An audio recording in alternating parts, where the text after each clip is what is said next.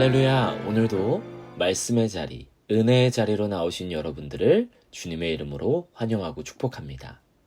우리는 지난 금요일 하나님께서 온 세상을 창조하시고 보시기에 심히 좋았더라 라고 감탄하시는 그 영광스러운 장면을 함께 묵상했습니다. 오늘은 인류 역사상 가장 비극적인 순간이라고 말할 수 있는 인간의 죄와 타락에 대한 내용입니다. 본문은 단순히 아담과 하와가 선악과를 따먹은 이야기가 아닙니다. 이것은 오늘날에도 우리 마음속에서 매일 벌어지고 있는 영적 전쟁의 실체이자 죄인을 대하시는 하나님의 마음을 보여주는 거울과도 같습니다. 이 시간 함께 나누는 말씀을 통해 사탄의 간교한 전략을 간파하고 무너진 우리를 찾아오시는 하나님의 사랑을 만나는 은혜의 시간이 되기를 소망합니다. 그렇다면 오늘 우리에게 주시는 영적인 교훈은 무엇일까요? 첫 번째는 사탄은 하나님의 말씀을 왜곡한다는 것입니다. 평화롭던 에덴 동산에 비극이 시작된 것은 뱀이 하와에게 찾아오면서부터입니다. 그런데 사탄의 접근 방식을 보면 처음부터 하나님을 배신해라, 죄를 지어라 라고 말하지 않습니다. 아주 교묘하게 말씀을 비트는 것이죠. 1절을 보면 하나님이 참으로 너희에게 동산 모든 나무의 열매를 먹지 말라 하시더냐 라고 묻습니다. 하나님은 분명하게 2장 16절에서 각종 나무의 열매는 임의로 먹되 선악을 알게 하는 나무의 열매는 먹지 말라 라고 명령하셨습니다. 99%의 자유를 주시고 딱 한 가지만 금지하신 것이죠. 그런데 사탄은 그 풍성한 은혜는 싹 가리고 다 먹지 말라 하시더냐 라고 물으면서 하나님을 우리의 자유를 억압하는 째째한 분으로 인식하게 만듭니다. 여기에 넘어간 하와도 말씀을 변질시키죠. 본문 3절입니다. 동산 중앙에 있는 나무의 열매는 하나님의 말씀에 너희는 먹지도 말고 만지지도 말라 너희가 죽을까 하노라 하셨느니라. 아멘. 하나님은 반드시 죽으리라 라고 말씀하셨는데 여기서 하와는 죽을까 하노라 라고 말하면서 죽을지도 모른다 라고 하나님의 말씀을 약화시킵니다. 그렇게 말씀이 희미해지는 것이죠. 점차 말씀이 희미해지자 4절에서 사탄은 결정타를 날립니다. 4절입니다. 뱀이 여자에게 이르되 너희가 결코 죽지 아니하리라. 그리고 5절에서도 너희가 그것을 먹는 날에는 하나님과 같이 되어 이렇게 이야기를 합니다. 이러한 모습은 오늘날까지 유효한 사탄의 변하지 않는 강력한 공격입니다. 사탄은 지금도 우리에게 속삭이죠. 하나님 말씀대로 다 살다가는 너만 손해야. 적당히 타협해. 한 번쯤은 괜찮아. 이렇게 우리를 유혹하죠. 사탄은 하나님의 선하심을 의심하게 만들고 내가 내 인생의 주인이 되어 내 마음대로 살라고 유혹합니다. 성도님들, 죄는 도덕적인 실수 이전에 말씀에 대한 불신에서부터 시작됩니다. 말씀이 내 안에 확신으로 심겨져 있지 않으면 유혹 앞에서 혹시라는 생각으로 흔들리게 된다는 것이죠. 오늘 내 안에 하나님의 말씀이 확신으로 박혀 있는지를 점검해야 합니다.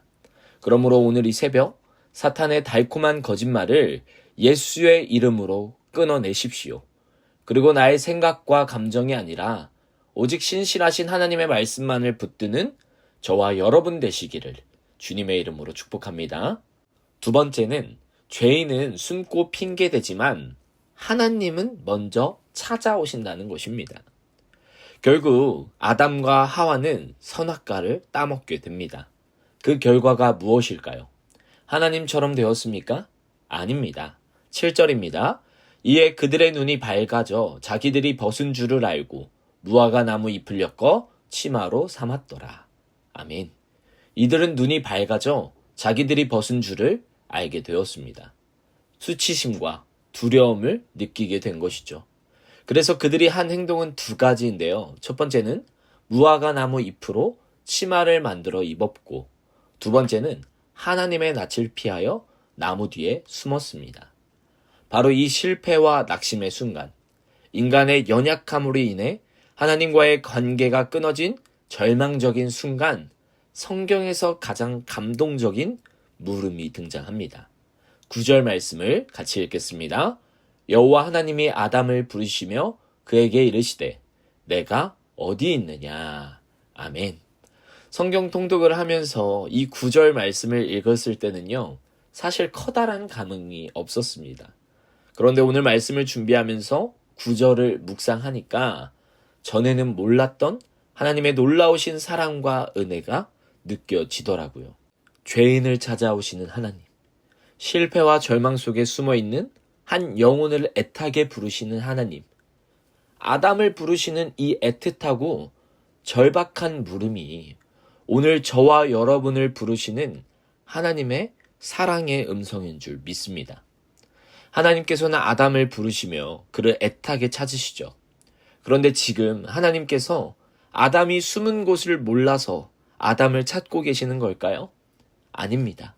지금 어떤 상황인지, 아담이 어디에 있는지 다 아시면서도 그를 찾으시는 것입니다. 이 물음은 죄를 지은 아담에 대한 안타까운 호소이자 동시에 죄의 그늘에서 해방시키시기 위한 사랑의 부르심입니다. 그러나 안타깝게도 죄인의 본성은 끝까지 비겁합니다. 하나님의 부르심 앞에 아담과 하와는 서로를 탓하며 자신의 죄를 인정하지 않았습니다. 그 누구도 제 탓입니다 라고 말하지 않았다는 것이죠. 이것이 죄의 무서움입니다.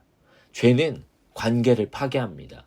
하나님과의 관계를 끊어내고 부부 사이를 갈라놓고 서로에게 책임을 전가하여 사랑이 아니라 미움과 시기, 질투와 증오만을 만들어냅니다. 혹시 오늘 우리에게도 나 자신이 만든 무화과 나무 잎이 있는 것은 아닐까요? 내 수치를 가리기 위한 변명과 핑계, 남을 탓하고 거짓말로 상황을 수습하려는 나의 무화과 나무가 있을 수 있다는 것입니다. 그러나 그것은 잠시 잠깐일 뿐 결코 나의 수치와 아픔을 가릴 수는 없습니다. 그 나뭇잎은 금세 말라서 비틀어질 것입니다. 주님은 오늘도 우리를 부르십니다. 네가 어디 있느냐? 혹시 실패의 자리, 죄책감의 자리, 하나님을 멀리 떠난 핑계의 자리에 숨어 있지는 않으십니까? 하나님이 부르실 때는 숨지 말고 나와야 합니다. 주님, 제가 여기 있습니다. 제가 죄인입니다. 내 힘으로는 이 수치를 가릴 수 없어서 부끄러운 마음으로 주님 앞에 나왔습니다. 라고 고백할 때 하나님은 우리의 죄를 덮으시고 다시 회복의 길을 열어주실 줄 믿습니다. 오늘 함께 나누는 말씀을 통해 하나님의 음성을 듣는 저와 여러분 되기를 주님의 이름으로 축복합니다. 이제 말씀을 맺습니다. 오늘 우리가 함께 나눈 창세기 3장은 인류의 가장 아픈 실패의 기록입니다. 그러나 그 죄를 뚫고 나오는 하나님의 뜨겁고 끈질긴 사랑이 더욱 강력하다는 것을 놓쳐서는 안 됩니다. 사탄은 지금도 우리를 속입니다. 넌 하나님 없이도 행복할 수 있어. 내 인생의 주인은 너야. 이렇게 말씀을 희석시키고 왜곡시켜서 우리를 파멸의 길로 이끕니다. 하지만 우리 하나님은 다르십니다. 죄를 짓고 두려워 떨며 차가운 나무 뒤에 숨어있는 우리를 향해 하나님은 진노의 회초리가 아니라 눈물 어린 목소리로 애타게 부르십니다. 아담아, 네가 어디 있느냐? 이 음성은 죄인을 심판하기 위해 들려오는 사이렌 소리가 아닙니다. 길 잃어 떨고 있는 자녀를 찾으러 숲속을 헤치고 들어오신 아버지의 애타는 음성입니다. 그러므로 오늘 하루 더 이상 그 사랑의 음성을 피하여 숨지 마십시오. 내가 만든 초라한 변명의 잎사귀들은 다 내려놓고 있는 모습 그대로 주님 품으로 달려 나오십시오. 주님은 우리의 찢기고 상한 마음을 꾸짖지 않으실 것입니다. 오히려 자신의 아들을 십자가에 내어 주기까지 사랑하신 그 붉은 은혜의 옷으로 우리의 모든 부끄러움을 영원히 그리고 따뜻하게 덮어주실 것입니다. 이 놀라운 회복과 사랑이 오늘 저와 여러분 그리고 우리의 가정과 교회 가운데 가득하시기를 주님의 이름으로 간절히 축원합니다. 아멘.